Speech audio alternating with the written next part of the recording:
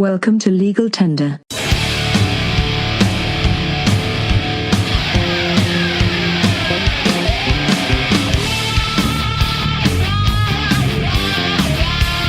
morning, welcome to Legal Tender, and if you're a big fan of Prince, get out your purple guitar and crank it up, because this show is about Prince.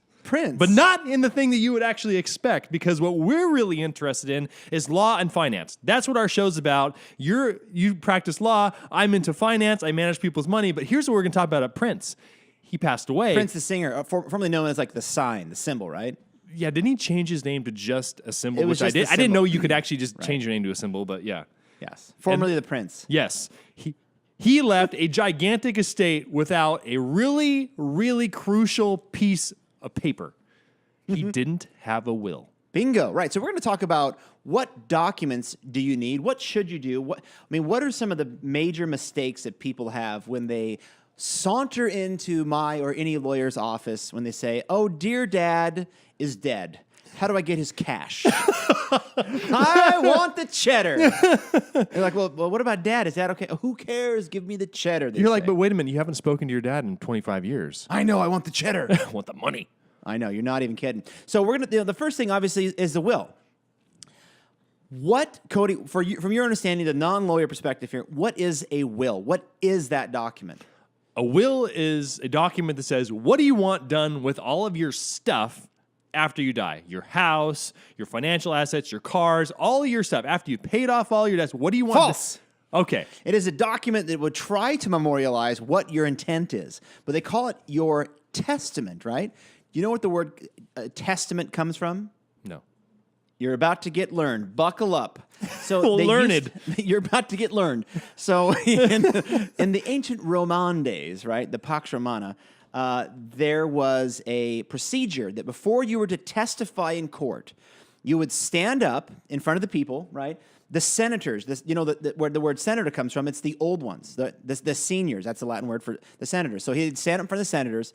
They would grab... Unless you're little Marco. Then you're not senior. That's right. You would, so you would grab your male genitalia, your testicle, and you would testify.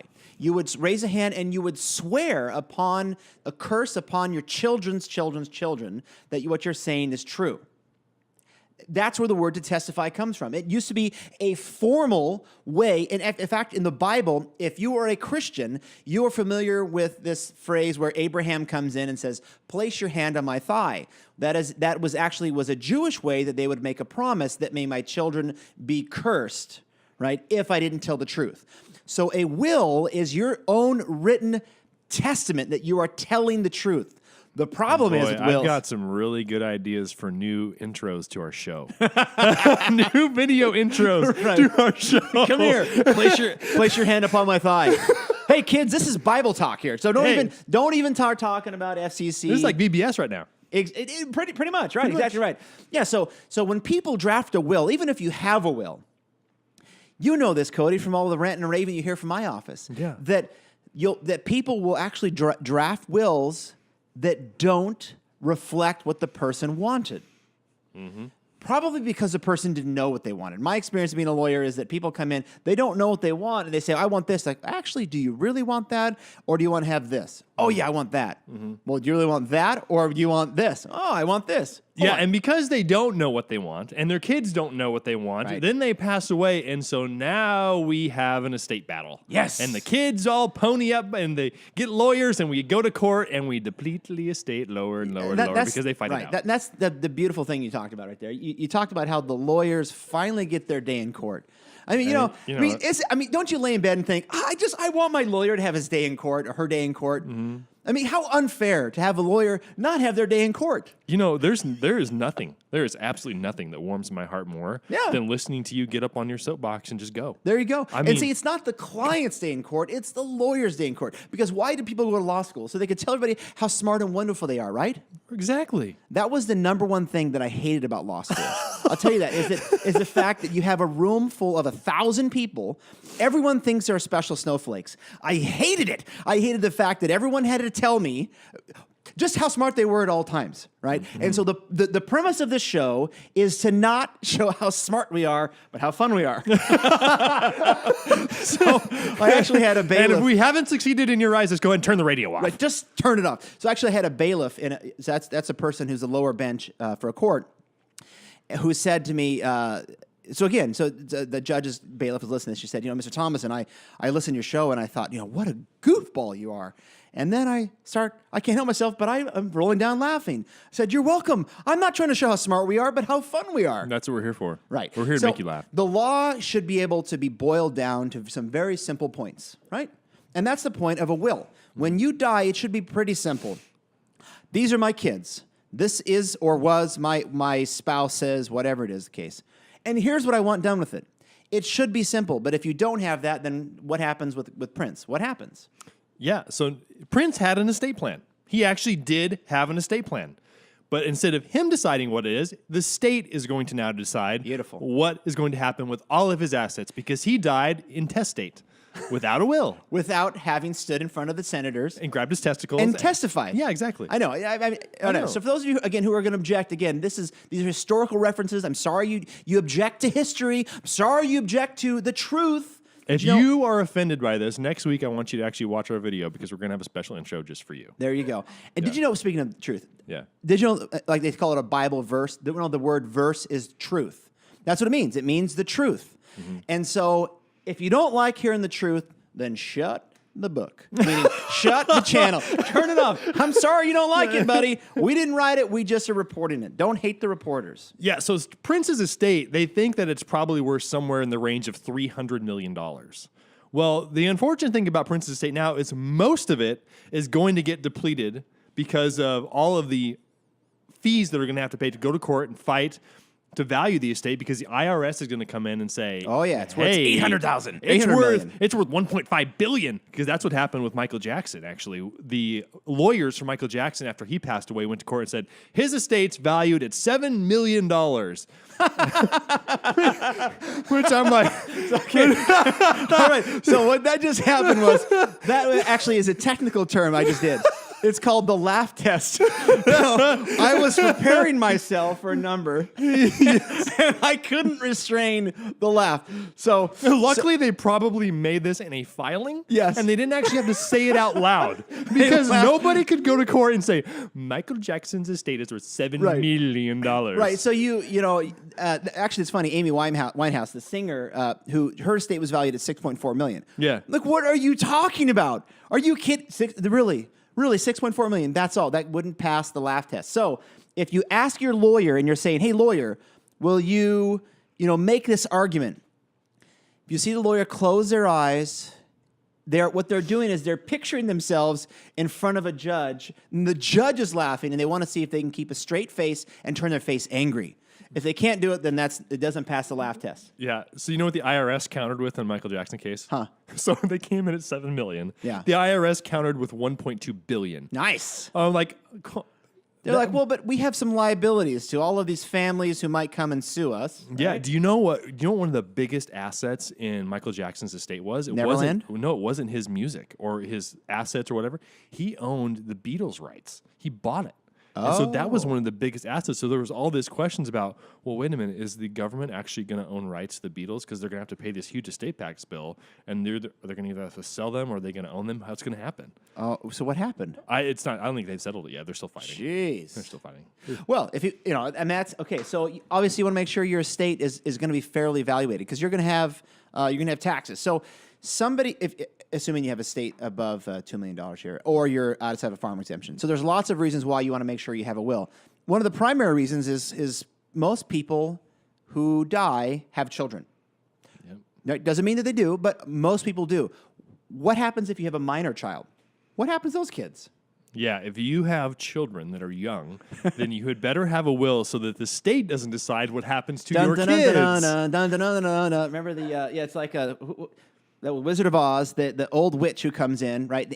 Not Annie M. It's whoever. What was Amber? Wicked Witch of the West. Yeah, the Wicked Witch. But what was she in the actual story? She was a relative. Some horrible, hateful relative will come in and try to steal your children. Therefore, have a will. I mean, that's kind of the moral there.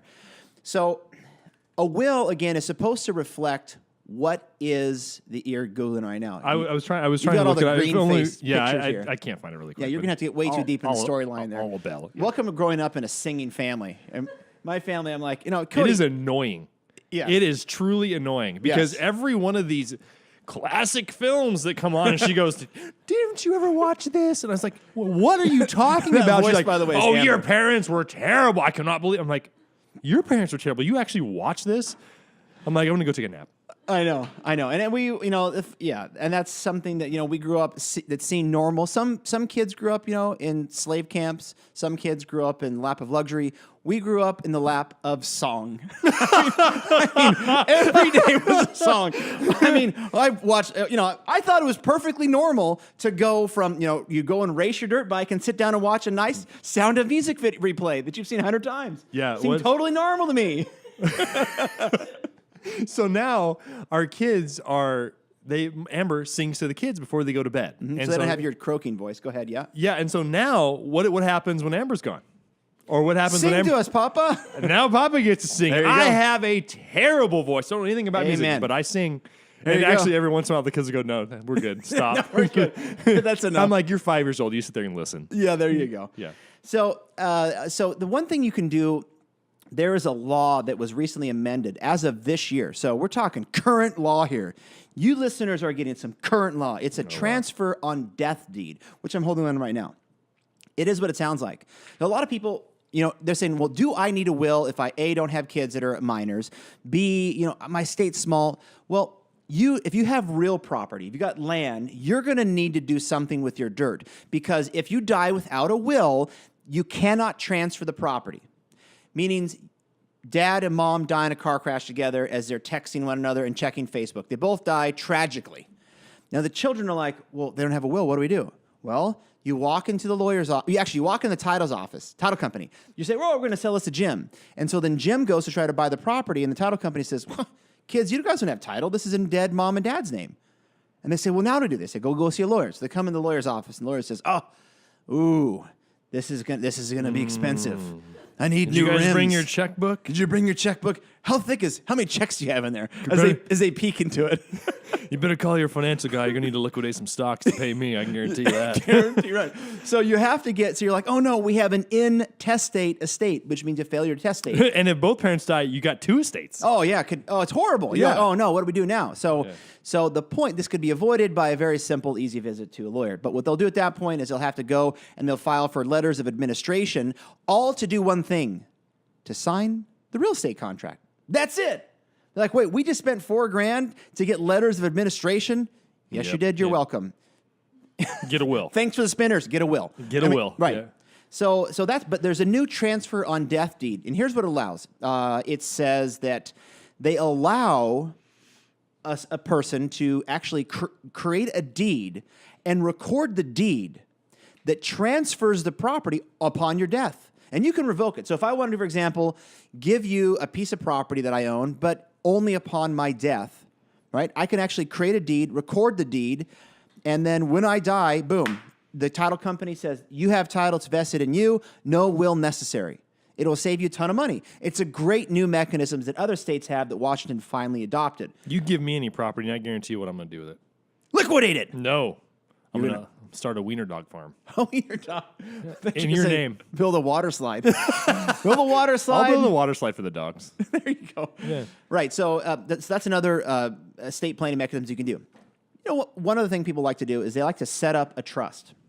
A living trust. What do you know about living trust? So there's one of the most common types is called a revocable living trust, which is what it sounds like. You set up the trust. The trust will hold the assets in it. You can either change the terms of the trust during your lifetime, or you can completely get rid of the trust during your lifetime. But what happens if the trust, when you die? Well, the trust document, instead of having a will to say what happens to the assets, you have a trust document Jeez. that says what you do with the assets. You're right on the You money. better believe it. Yeah, I came prepared today. You did. It's amazing. So yeah, you're exactly right. And so this person becomes a trustee, the successor. So you could yourself be the trustee of your own trust. So here's what you do. They cost more to draft than a will. So you might spend $3,000, $4,000, $5,000 drafting this complicated trust whereby you would transfer all your stocks, your bonds, your properties, if you wanted to, into the name of this trust. And then when you die, instead of having to go through a probate process and pay court fees and pay lawyer fees, you'd have just, your spouse or whomever it is who just decides that, hey, it's going to automatically transfer over. But it doesn't have to. If you have young kids, Yeah. the assets can stay in the trust. A successor trustee will come in after your death, manage the assets for your kids until they reach a certain age, and then they'll distribute the assets. So there's lots of things you can do. The other great thing about a living trust is that in the event that you become disabled, you can't manage your own affairs, a well-drafted trust document will set up who's going to come in and manage this successor trustee who comes in and manages this stuff for you. Right. Instead of having to go to court and get a guardian or whatever the case may be. And so people who don't say, look, I don't want to spend $4,000 or $5,000 on this estate plan stuff. What you do instead of that is, again, you get your will, and then you give this durable power of attorney that's effective upon your disability. What that does is, if you get hurt in a car crash and you're not going to die, you might die, but you're not going to die immediately. This document allows whomever it is, to call AT&T and complain about your cell phone bill, to call the PUD and say, this is outrageous, to go and do whatever you could otherwise do, to transfer your property, to buy and sell, whatever it is, those are the things that they can do. And so you can create that same document without spending all the money just by doing this durable power of attorney document. Yes, everyone should have a durable power of attorney. Because in the event that you become disabled, whoever is going to be managing your affairs, paying your mortgage, paying your insurance, paying your car bills, paying for all this stuff, if you don't have a durable power of attorney set up, it's going to get really expensive and really messy for someone to be able to get something to manage your affairs. You're going to have to get an attorney and you're going to have to go to court. Because I've ran into this a couple of times for elderly people that I've managed money for. They either have a stroke or heart attack, and they're in the hospital for an extended period of time. They're incapacitated. They can't manage their stuff.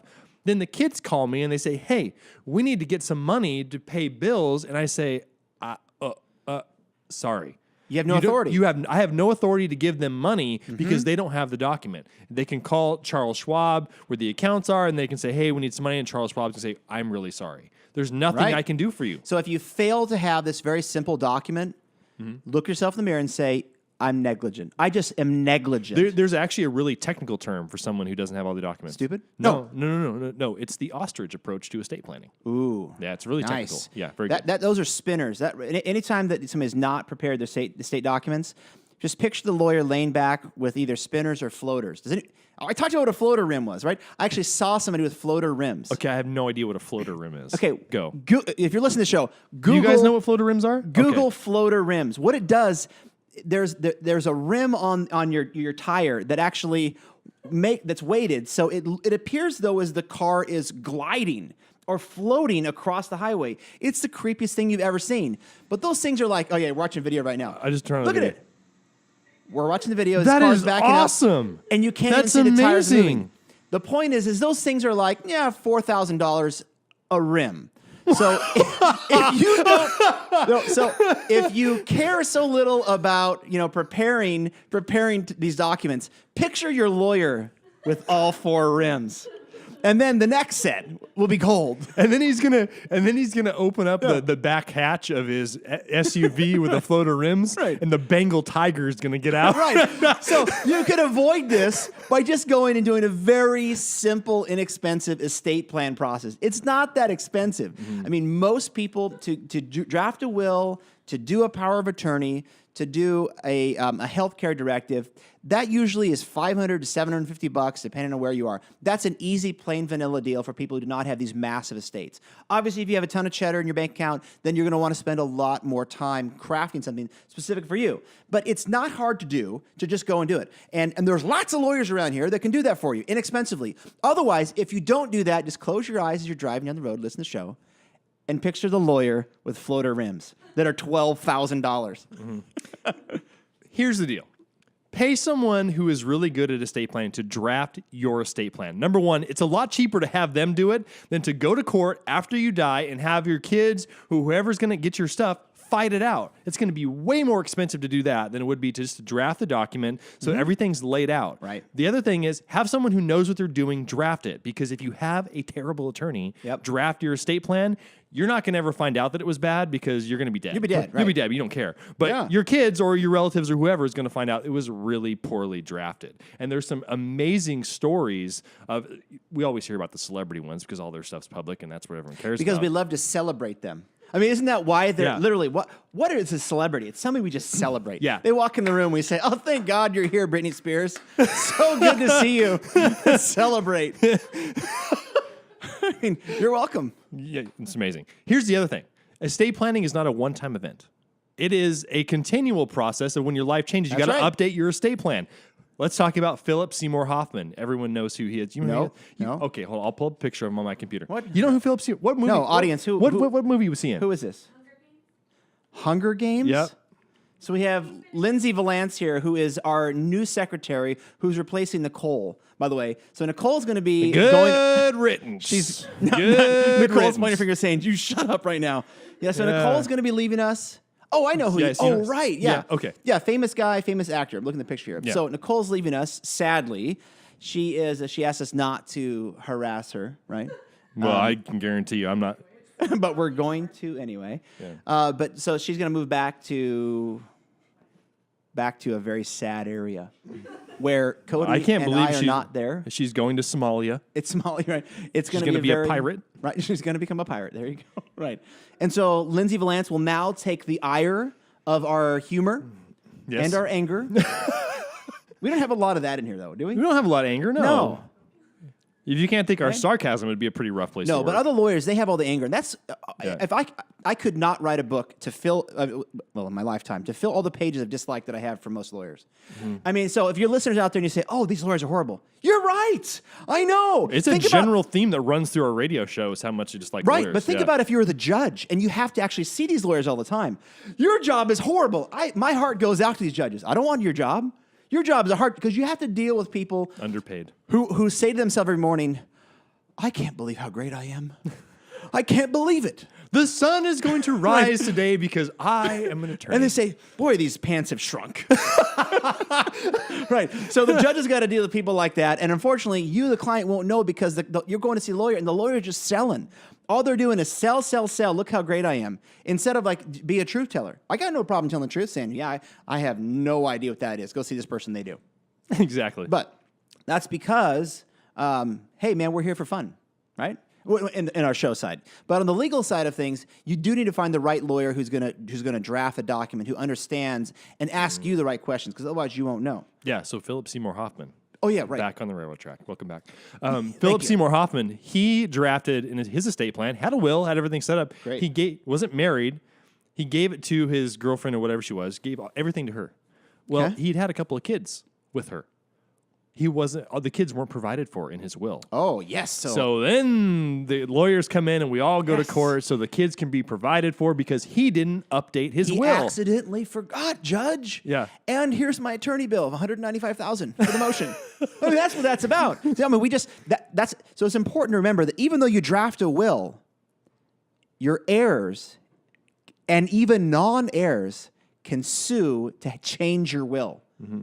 We just had a case where that's exactly what happened. I mean, Cody's like, wait a minute. Cody with his hearing, he's like, how could the judge change what the written document No, said? this was one of the most breathtaking. I actually just sat in the courtroom in shock because I'd never heard of this before. Yeah. I deal with this stuff actually quite often, but I've never heard of this before. Actually, the guy's will was changed after he died, and the judge ordered this piece of property transferred to somebody else. I was like, that actually just happened. Yes. It happened. What's great about it is there are 9 lawyers all arguing, and each one has a different point, a different deal. And it gets to me, I stand up, and he's like, Mr. Thomas, I don't need to hear from you. Thank you. And I sat down, very just, Your Honor. so Excuse me, I'm not sure what to do with my hands because I'm not used to not talking. yeah, right. I don't know what to do. I'm Yeah, kind of upset about this. I literally spent 40 hours preparing for this. But here's the point. The point is that if your I lawyer, would like to object. If the judge says I don't need to hear from you, that means you won. And so even though I was really upset, and you look bad in front of your client because they don't want to hear from you, and you're like one of the kids that don't get to play Foursquare, and you don't get to have your day in court, it means you generally win. So that was humiliating and satisfying at the same time. A weird experience. That was a very weird experience. Here's the other thing that people need to put in their will. What happens to your body after you die? Do you want to be buried? Do you Right. want to be cremated? What sort of funeral arrangements? Launched out of a rocket. Oh, that's one of my favorite stories. Should I tell that story? Yeah, tell a story. Okay, I'll tell the really abbreviated version. Bingo. Guy, super successful, owns an aerospace company, gets cancer, passes away. In Seattle. In Seattle, Yeah. had a girlfriend who was referred to in the meeting that I saw as the Venezuelan bombshell. So in that he actually his She might have been aerospace some company sort- was worth like $100 million. And so he gave all of that money, wanted the company to be sold, give it to this charity to fund the charity. Mm-hmm. And he was going to give the Venezuelan bombshell the house and everything in it. And he had like a $5 million home on Lake Washington. That's sad. She only got that. Yeah. She's worth so much more. Well, come to find out, he had testicular cancer, so he had some sperm frozen. She goes to court because she wants to get the sperm.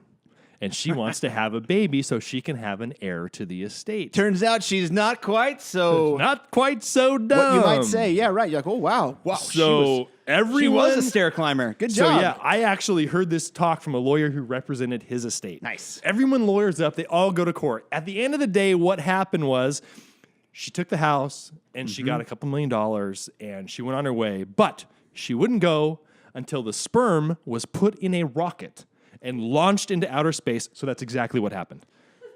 Otherwise, That's a great story. That's a great story. That's a great story. Well, think about it because some other Brazilian bombshell, right, could come in and have a love affair with his deceased estate and become the heir to the fortune. Beautiful story. So she had to make sure nothing was ever beautiful going to happen. story. It was an appropriate ending to a beautiful, beautiful love story. Yeah, and Beautiful love story. actually, the lawyer that I actually heard give this talk about telling the story, she got so angry when she was talking about this because apparently she had something to do with the charity. I don't remember. So she was red in the face, and I mean, the veins are popping out on her head as She's a she's telling this do-gooder. story. Yeah, she was. Oh boy. But you have to have what you want done with your body in your estate plan because do you remember Ted Williams, the baseball player? Yeah. Mm-hmm.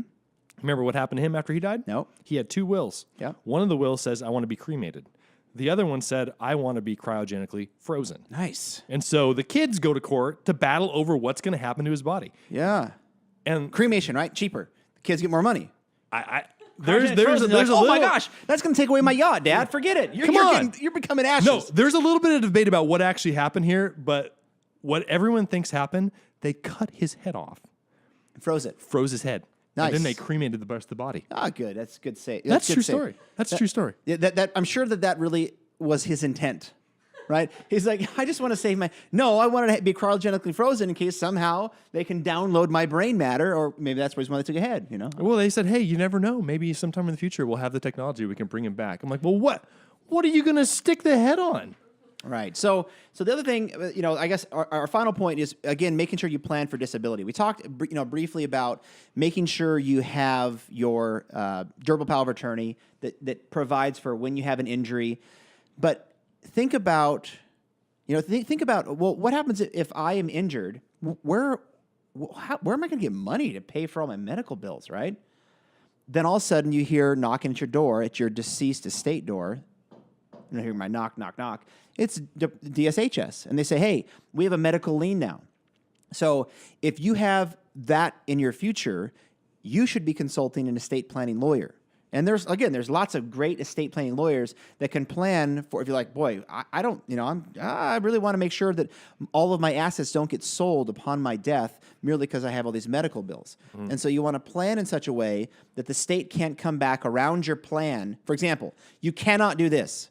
You cannot say, oh my goodness, mom's dying. Let's transfer all of her assets over to dad or all of her brother, because that's called a fraudulent transfer. A fraudulent transfer. That's right? not what I'd call it. What's that called? That's called creative estate planning. Yeah, right. So, so those kind of transfers are voidable. So in other words, the state can come in, they can sue, they can undo the transfer. So it doesn't work.